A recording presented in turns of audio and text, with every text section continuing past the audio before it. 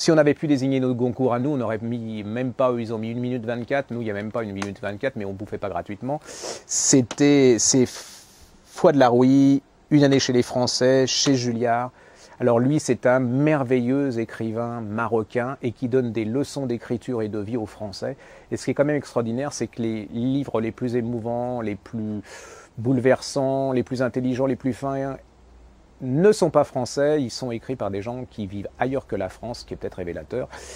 qui sont des francophones. Alors, La Rouille, c'est, si vous voulez offrir quelque chose à Noël, si vous voulez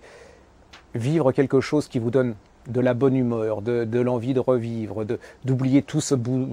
bordel ambiant, de tous ces gens pessimistes, de tous ces sadomaso professionnels qui nous entourent, vous lisez ça, c'est l'histoire, on est dans les années 50, Casablanca, le lycée français de Casablanca, alors tout l'establishment français, les petits bourgeois français qui sont là-bas, les pères sont fonctionnaires, commerçants et tout, et puis vous avez le petit Marocain, lui qui descend de sa montagne, qui adore les mots, qui est hyper intelligent, qui a appris le français dans la comtesse de Ségur, qui a encore un monde, et il débarque dans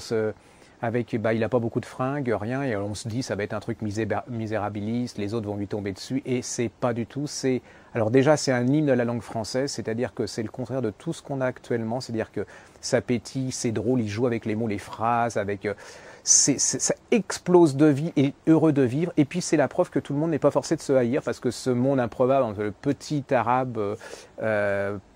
de la montagne là-bas très pauvre et puis les Français un peu bourges, un peu blasés apparemment, et ben ça va être la belle rencontre, ça va être plein d'humour, plein d'aventures, vous allez vous régaler et nos clients c'est vraiment le bouquin, les gens reviennent mais vraiment l'acheter, se précipiter pour l'offrir à leurs amis parce que c'est